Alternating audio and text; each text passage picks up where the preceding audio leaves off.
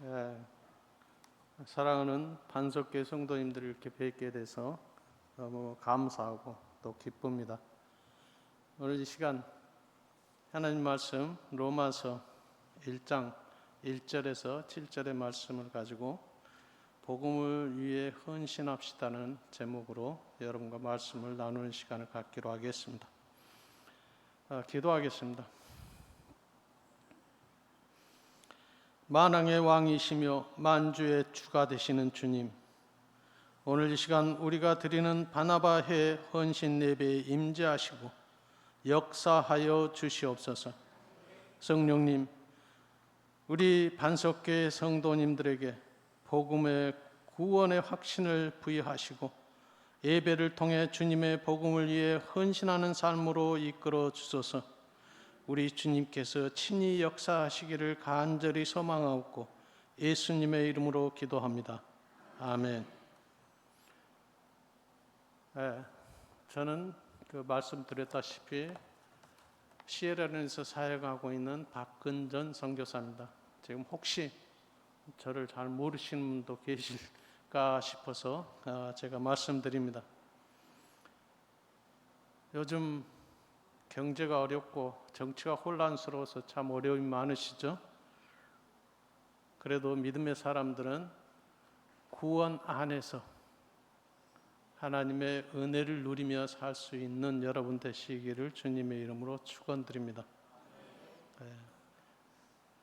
사랑하는 바나바의 성도 여러분, 그리고 예배에 함께 하고 계시는 우리 반석교회 성도 여러분, 오늘 예배를 통해서 기적을 혹시 체험하고 싶으지 않으십니까? 성경적 기적은 말씀이 우리의 삶을 변화시키는 것, 그것이 기적입니다. 오늘 이 시간 부족한 종이 설교를 할 때 여러분들이 그 말씀들을 마음으로 수납하시고 여러분의 삶을 변화시키는 기적을 체험하시기 바랍니다. 오늘 우리는 바나바의 헌신 예배로 하나님 앞에 나왔습니다. 헌신 예배란 단순한 우리가 헌신 한 해의 계획을 시무 처리하듯이 형식적으로 드려지는 예배의 시간이 아닙니다. 헌신은 구원의 은혜에 감사하여 하나님의 말씀에 순종하는 삶, 이것이 헌신입니다. 즉 헌신은 우리의 삶이 헌신인 것입니다. 여러분들, 여러분의 삶을 통해서 하나님 앞에서 헌신을 다짐하는 여러분 되시기를 주님의 이름으로 축원드립니다. 그리고 성도의 헌신의 궁극적인 목적은 선교와 전도로 이어져야 합니다. 우리가 헌신하는 이유는 주님께서 우리를 위해 생명을 주셨고 또 생명을 입어 새롭게 변화된 우리가 그 생명을 위해 헌신적인 삶을 살아야 하는 것입니다. 오늘의 말씀 로마서에서 사도 바울이 지속적으로 말씀하고 있는 것이 보여집니다. 우리 사도 바울은 그런 사람이었습니다.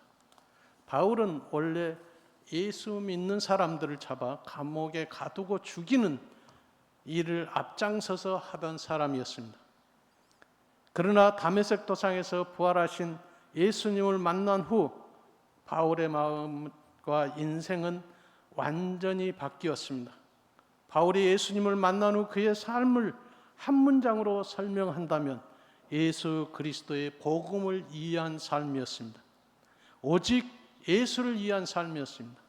헌신을 위한 삶이었습니다. 그는 복음을 위해 살았고 복음을 위해 고난받았으며 복음을 위해 목숨을 아끼지 않았습니다. 그리고 결국 복음 때문에 사도 바울은 순교하였던 것입니다. 사도 바울은 순교하기까지 신앙적 삶을 통해 헌신이 무엇인가를 우리에게 끊임없이 보여줬던 신앙인이었습니다.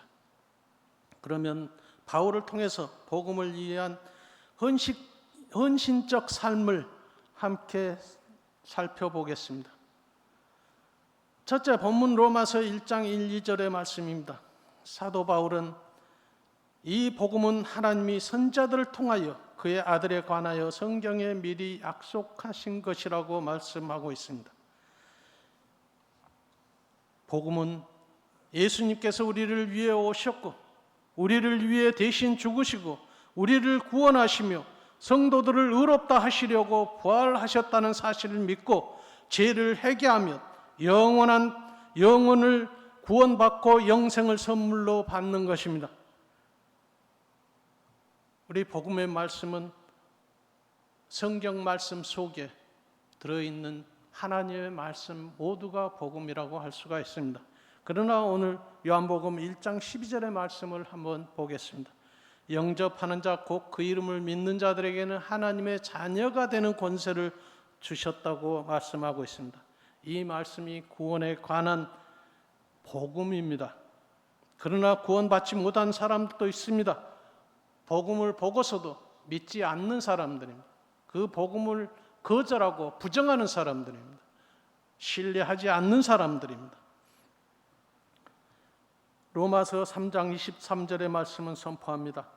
모든 사람이 죄를 범하였으며 하나님의 영광에 이르지 못하더니 우리가 구원받지 못하고 하나님의 영광에 이르지 못하는 이유는 우리가 해결할 수 없는 죄 때문입니다. 성경에서 말씀하는 구원에 이르지 못한 죄를 요약하면 하나님을 믿지 않고 불신하는 것 때문에 죄입니다. 그 불순종하는 죄입니다. 성도는 반드시 착하게 살아야 됩니다.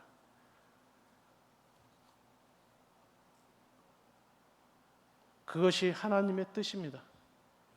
그러나 복음은 착하게 살아야 구원받는다는 메시지가 아닙니다. 다시 반복해서 말씀드리지만 복음은 예수님께서 우리를 위해 죽으셨고 우리 죄값을 대신 지불하셨다는 소식입니다. 그러므로 소식을 믿음으로 죄에서 자유를 얻고 죄에서 벗어난 구원에 이르게 되는 것입니다. 예화의 말씀을 한 가지 드리겠습니다. 어느 시골 마을에 큰 홍수가 났습니다. 모든 사람들이 물에 떠내려갈 위기에 처했습니다. 그때 구조대가 와서 배를 보내며 외쳤습니다. 빨리 배에 타십시오. 그래야 생명을 구할 수 있습니다. 그때 사람들에게 필요한 것은 구조였습니다. 그러나 많은 사람들은 그 배를 타지 않고 거절하였습니다. 이와 같이 현 시대에 복음을 외치고 복음을 전하고 있지만 그것을 믿지 않고 거절하고 그거를 거부하고 있는 불신자들이 세상에 너무 많이 있습니다. 주님께서 죄로 인해 죽어가는 인류에게 하나님께서 보내신 구원의 배가 예수 그리스도의 복음이라 할 수 있는데 이를 구원할 배라는 사실을 믿고 승선하면 됩니다. 승선하면 되지만은 그렇지 않고 그를 거부하는 사람들이 참으로 많습니다. 안타까운 일입니다. 우리는 복음과 주님의 은혜로 말미암아 다시 살아난 사람들입니다. 여러분들은 이 사실을 믿으십니까? 하나님께서 우리를 구원하신 목적과 이유, 여러분들은 천국 가는 표만 하나님께서 주시기 위함이 아닙니다. 다른 사람을 천국으로 인도하라는 사명을 맡기시기 위함이라는 사실을 꼭 믿으시기 바랍니다. 사도행전 1장 8절 말씀은 오직 성령이 너희에게 임하시면 너희가 권능을 받고 예루살렘과 온 유대와 사마리아와 땅끝까지 이르러 내 증인이 되리라고 말씀하셨습니다. 마태복음 28장 19절에서 20절의 말씀은 그러므로 너희는 가서 모든 민족을 제자로 삼아 아버지와 아들과 성령의 이름으로 세례를 베풀고 내가 너희에게 분부한 모든 것을 가르쳐 지켜 행하게 하라고 말씀하셨습니다. 주님께서는 말씀하십니다. 끊임없이 여러분과 저에게 또 불신자들에게 세상에 말씀하고 있습니다. 그러나 그 말씀을 우리 역시 제대로 말씀을 받아들이지 않고 거부하고 있는 실정입니다. 그러므로 우리는 복음을 모르는 사람들에게 빚진 자들입니다. 주님으로부터 부여받은 사명의 빚을 청산할 하나님의 자녀들입니다. 하나님은 우리를 편하게 살라고 부르신 것이 아닙니다. 복음을 위해 살라고 부르셨습니다. 복음을 아는 사람의 책임은 복음을 전하는 것입니다. 성도들은 듣는 것으로 그치는 것이 아니라 복음을 전해야 하는 사명도 부여받았다는 사실을 우리 잊지 말아야겠습니다. 우리가 헌신해야 할 것은 불신자들을 구원하는 것입니다. 본문 로마서 1장 3절에서 4절 말씀을 한번 보겠습니다. 그의 아들에 관하여 말하면 육신으로는 다시 다윗의 혈통에서 나셨고 성결의 영으로는 죽은 자들 가운데서 부활하사 능력으로 하나님의 아들로 선포되셨으니 곧 우리 주 예수 그리스도시니라. 바울은 복음의 중심을 이렇게 설명하고 있습니다. 복음은 예수님의 감춰진 영생이며 복음은 예수님을 믿을 수 있도록 믿음을 부여하는 것입니다. 요한복음 3장 16절의 말씀은 하나님이 세상을 이처럼 사랑하사 독생자를 주셨으니 이는 그를 믿는 자마다 멸망치 않고 영생을 얻게 함이라고 말씀하고 있습니다. 복음은 주님의 사랑을 얻게 하고 은혜를 깨닫게 하며 믿게 하는 것입니다. 예수님 우리의 죄를 위해 십자가에 달려 죽으셨고 우리를 의롭다 하시기 위해 무덤에서 다시 살아나셨습니다. 저는 선교시에서 복음의 능력을 많이 체험했습니다. 제가 시에라를 사역하면서 그곳에 다양한 사람들을 만났습니다.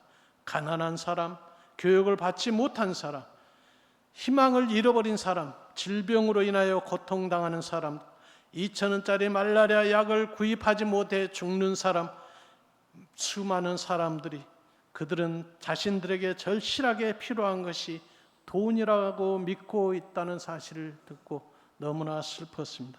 그러나 그들에게 가장 절실한 것은 돈이 아니었습니다. 그들에게 진정 필요한 것은 예수 그리스도의 복음이었습니다. 복음으로 예수를 믿어 술에 중독된 사람이 변화되었습니다. 폭력을 일삼던 사람이 변화되었습니다. 예배를 싫어하던 사람이 교회의 일꾼이 되었습니다. 이것이 복음의 능력이라고 믿습니다. 이것이 하나님의 기적이라고 믿습니다. 사람을 변화시키는 것은 인간의 지혜와 능력이 아니라 예수 그리스도의 복음인 말씀입니다. 그들이 복음을 믿고 구원을 받아 영생을 확실한 가운데 사는 성도는 반드시 헌신하게 되어 있습니다. 복음을 위해 헌신하는 삶을 낙으로 삼고 사는 것입니다. 방해를 해도 위협을 해도 어떤 어려움 속에서도 헌신하는 마음을 바꾸지 않습니다. 그들은 육신이 아니라 영이 변했기 때문입니다. 그러므로 그들은 헌신하고 하나님 앞에서 충성을 다하는 것입니다. 본문 로마서 1장 5절의 말씀입니다. 그로 말미암아 우리가 은혜와 사도의 직분을 받아 그의 이름을 위하여 모든 이방인 중에서 믿어 순종하게 되었다고 말씀하고 있습니다. 모든 이방인 가운데서 믿어 순종하게 되나니 여기서 중요한 말씀이 순종입니다. 바울은 복음의 본질이신 예수님을 만난 후 바울 자신의 인생을 온전히 주님께 드렸습니다. 재산도 드렸습니다. 명예도 드렸습니다. 안전도 드렸습니다. 미래도 드렸습니다. 심지어 자신의 질병까지도 믿음으로 맡겨드렸습니다. 이 시대의 시각으로 바울을 본다면 대책 없는 순종의 사람이라고 할 수 있을 것입니다. 그는 왜 이와 같은 삶을 살았을까요? 바울은 복음의 존귀함을 알았기 때문입니다. 그는 자신의 생명까지도 배설물로 여길 줄 아는 사람이었어요. 그래서 복음을 위한 헌신을 하게 되었던 것입니다. 바울의 헌신의 삶을 통해 교훈을 한번 살펴볼까요? 사도행전 말씀에서 보게 되면은 바울은 복음 때문에 감옥에 갇혔습니다. 복음 때문에 매를 죽을 만큼 수차례 맞았습니다. 복음 때문에 수없이 굶주렸습니다. 복음 때문에 사로잡혀 가던 배가 파손되기도 했습니다. 그러나 그는 단 한 번도 후회했던 적이 없었습니다. 복음 때문에 죽을 뻔한 상황 속에서도 주님을 원망하지 않았습니다. 이와 같이 바울이 경험했던 영적 삶이 헌신하는 헌신자의 삶인 것입니다. 바울은 하나님의 은혜 체험 후 예수님을 알았습니다. 그러므로 고난과 환난과 핍박과 고통 가운데서도 감사하고 헌신할 수 있었던 것입니다. 바울과 같이 복음의 능력을 알고 믿는 사람들은 얍삽한 생각을 하지 않습니다. 그리고 편안하게 신앙생활을 할까, 헌신할까 말까 갈등하지 않습니다.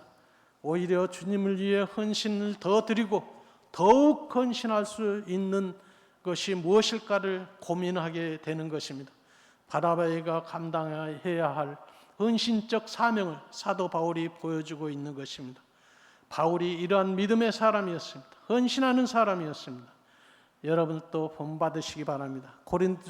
고린도전서 11장 1절의 말씀은 내가 그리스도를 본받는 자 된 것 같이 너희는 나를 본받는 자 되라고 바울은 소리쳤습니다. 오늘의 본문 로마서 1장 6, 7절의 말씀입니다. 너희도 그들 중에서 예수 그리스도의 것으로 부르심을 받은 자니라. 로마에서 하나님의 사랑하심을 받고 성도로 부르심을 받은 모든 자에게 하나님 우리 아버지와 주 예수 그리스도로부터 은혜와 평강이 있기를 원하노라. 바울은 로마 성도들에게 말합니다. 너희도 부르심을 받은 자다. 나 바울만 부르신 것이 아니다. 그렇다면 이 말씀이 로마 교회 성도들에게 하시는 그 한정된 말씀일까요?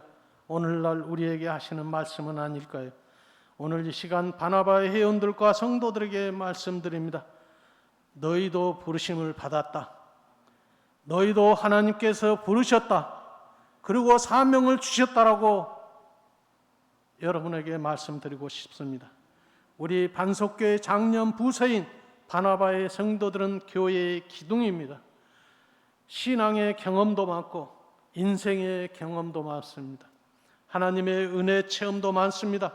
그래서 하나님께서는 장년이신 여러분들에게 특별한 사명을 주셨습니다. 여러분에게 주어진 사명은 바로 복음 전파입니다. 그 헌신해야 하는 그 사명인 것입니다. 믿으십니까? 오늘 저는 선포합니다. 바나바의 회원 여러분들 그리고 반석교회 성도 여러분, 전도하십시오. 이것이 헌신입니다. 헌신은 특별한 게 아닙니다. 신앙인들의 삶이 헌신입니다. 다시 말씀드리지만 헌신을 하고 싶다면 신앙적 삶을 통해서 여러분들이 외적으로 보여질 수 있도록 삶을 사시기를 바랍니다.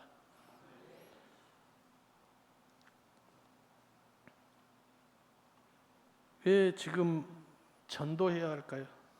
지금 한국 교회는 심각한 상태에 놓였습니다. 한국의 기독교 인구가 약 25%였습니다. 그런데 지금 한국 교회가 침체하면서 7, 8% 정도에 이르렀다고 합니다. 정확한 치수는 아니겠지만 기독교 인구가 차츰 줄어가고 있습니다. 그 이유는 하나님께서 슬퍼하시는 그런 일인 것입니다. 여러분들 하나님께서 슬퍼하시도록 버려두실 것입니까? 하나님을 진정으로 사랑하신다면 여러분들 복음을 전파하십시오. 그 전파하는 복음을 통해서 전도의 역사가 일어나게 하여 주시옵소서. 여러분들께서 간절한 마음으로 기도하며 전도해 주시기 바랍니다. 우리 주변에는 아직도 예수님을 알지 못하는 사람들이 참으로 많습니다. 우리의 부모와 형제와 가족 가운데도 있습니다. 우리 친구, 친척 가운데도 있습니다. 우리 이웃과 직장 동료 가운데도 있습니다. 그들이 복음을 듣지 못한 채 세상을 떠난다면 얼마나 안타까운 일이겠습니까? 구원받을 기회를 잃는다면 얼마나 슬픈 일이겠습니까? 디모데후서 4장 2절의 말씀은 너는 말씀을 전파하라. 때를 얻든지 얻지 못하든지 항상 힘쓰라고 말씀하고 있습니다. 이것은 명령입니다. 하나님께서 여러분들에게 하시는 명령을 명령을 거역하시지 말기 바랍니다. 여러분들 수납하시고 그 말씀에 순종하는 여러분 되시기를 주님의 이름으로 축복합니다. 이사야서 6장 8절의 말씀을 보게 되면 주께서 이르시되 누가 우리를 위해 갈고 내가 여기 있나이다 나를 보내소서라고 이사야 선지자는 이와 같이 대답하였습니다. 오늘 헌신 예배를 드리는 바나바 회원 여러분과 그리고 함께 하시는 성도님 모두에게 여러분들 참으로 최선을 다하여 하나님의 말씀을 전파하고 또 그 말씀을 통해서 영원 구원의 역사가 나타날 수 있도록 함께 힘써 주시기를 간절히 소망합니다. 오늘 헌신 예배를 드리는 바나바 회원 여러분, 다음과 같은 결심을 하면 어떨까요? 주님, 저의 남은 인생을 복음을 위해 사용해 주십시오. 주님, 한 영혼이라도 더 구원하는 일에 나를 사용하여 주시옵소서. 내가 여기 있습니다. 나를 보내시고 나를 사용해 주시옵소서. 주님, 바나바가 전도하는 모임이 되지 않게 해 주십시오. 우리 모두에게 헌신의 기회와 은혜를 넘치게 부어 주십시오. 디모데후서 4장 2절의 말씀과 같이 때를 얻든지 때를 얻지 못하든지 어느 때 어떤 상황이든지 복음을 전파하는 우리 바나바 회가 모두 되게 하여 주옵소서.